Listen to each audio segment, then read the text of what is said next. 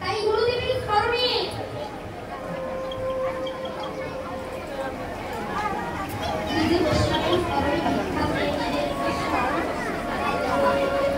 আমি তোমার স্মরণে বলি, তুমি শুধু আমাদেরকে থাকার দেখা কি করলেন, নিজের স্ত্রীকে বিক্রি করে দিয়ে যে পরিটুকু পেল সেই পরিটুকু নিয়ে গিয়ে গুরুদেবের স্মরণে দানের স্বরূপ দক্ষিণা দিয়ে নিজে বিক্রি হয়ে গেলেন ওই কাশী ধামে শ্মশান ঘাটে কালরূপের কাছে। বাবা, আমাদের শেষ ঠিকানা কোথায় বলুন তো? শেষ ঠিকানা ওই শ্মশান ঘাটে, তাই না?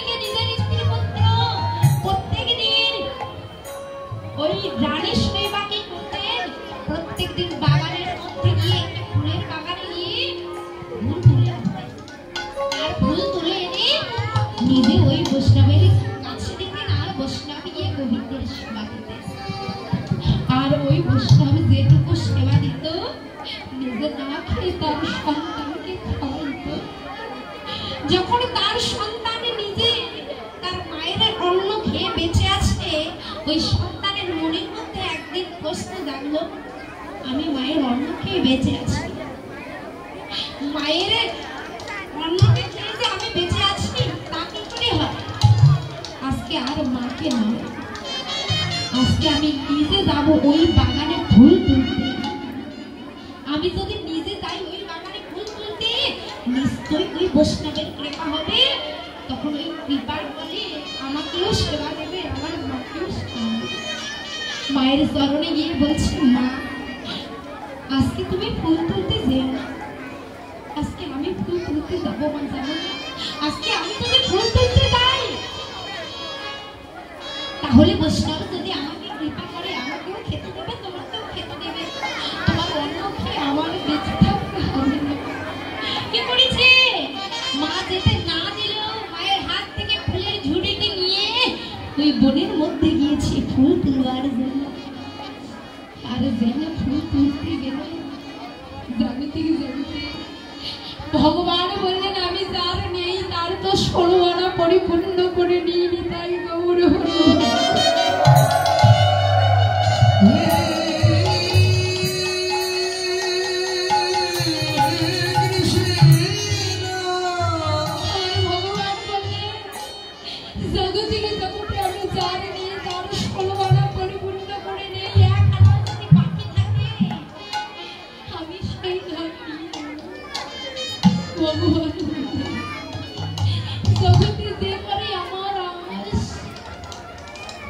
আমি তো প্রথমে করি তার সর্ব, তথাপিও যদি সেই ভক্ত না ছাড়ে আমার কাজ, আমি তৎক্ষণাৎ হয়ে যাই সেই ভক্তের আশীর্বাদ।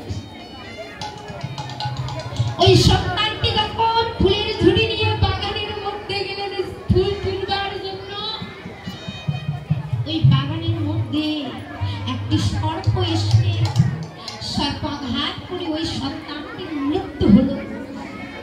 আর যখন সর্পে আঘাত করে ওই সন্তানটির মৃত্যু হয়ে গেল, এদিকে জন্ম দুঃখিনী মা ঘরে বসে বসে চিন্তা করছে। মায়ের মন তো, মা চিন্তা করছে আমার সন্তান কখন থেকে গেছে, দেখি তো এক পা দু পা করে যেই না গেছে বনের মধ্যে গিয়ে লক্ষ্য করে দেখলেন তার সন্তান মৃত অবস্থায় পড়ে আছে। জন্ম দুঃখিনী মা চিন্তার করে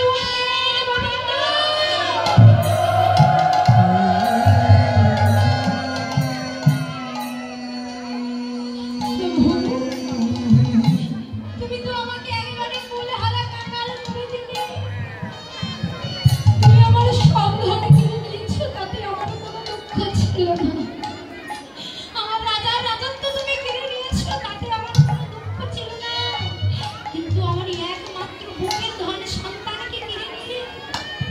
মাগো জগতে জগতে দেখবে